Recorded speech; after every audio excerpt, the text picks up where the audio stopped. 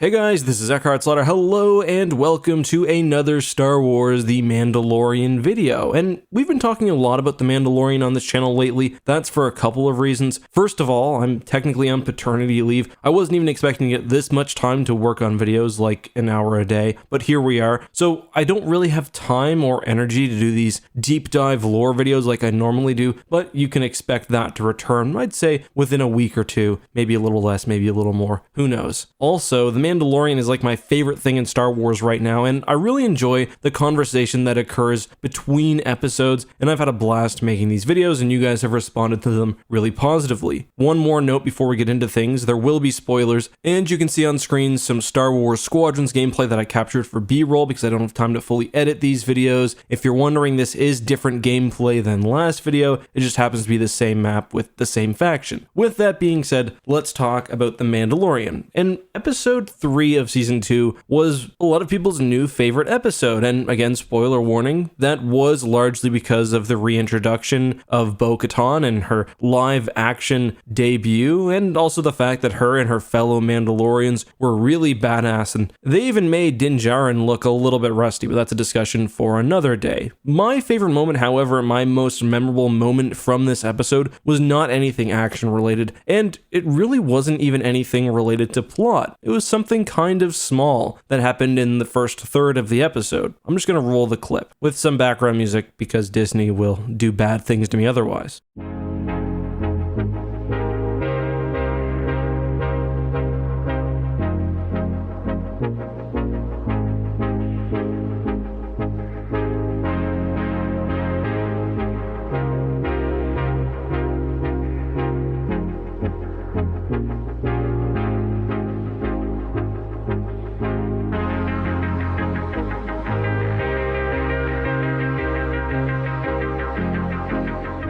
This is, in my opinion, one of the scenes that makes The Mandalorian great. We have something that we don't see normally in Star Wars. Well, a couple of things, actually. First of all, we're looking at citizens who aren't the part of a greater war. They don't have secret plans for the Death Star. They aren't Jedi in hiding. They aren't fighting a war against the Empire. These are just two random people separated by space, trying to live their lives in a very, very dangerous galaxy. But more than that, this moment just shows the beauty of the Star Wars universe, the fact that we can care about creatures who, are essentially giant walking frogs is really impressive, and a credit not only to the visual effects team, but also the storytelling being done in this show. This family, though, is something we don't see very often in Star Wars, and I've been talking about this a bit on Twitter. This is a family that doesn't have an evil son, or it hasn't been torn apart by, Jedi and Sith infighting. These are just normal people. This is kind of normal family love. It's something we've seen characters aspire to in this show, but never really reach, at least not consistently. And it's beautiful, and it's relatable, and, it's actually really deeply touching. And I'm bringing this up not just to point that out and to say that I love this scene in particular, but also because it shows why The Mandalorian is such a good show, and why I am a little bit wary as I talked about the show sort of becoming the Rebels sequel series. Mando has showed us sides of the Star Wars universe that we've always known existed, that we've always talked about wanting, but have never really had before. This is a sort of slice of life show. It's why I like episodes like the 4th of season 1 or the premiere of this season, because it shows us a corner of the galaxy that isn't going to change the tide of the war or produce the next Jedi offspring or whatever. It's just ordinary people living in this universe that we've come to love. And whenever I watch Star Wars A New Hope, which is one of, if not my favorite Star Wars movies, the thing that I and many people appreciate the most is just how alive the whole galaxy feels. Even with these,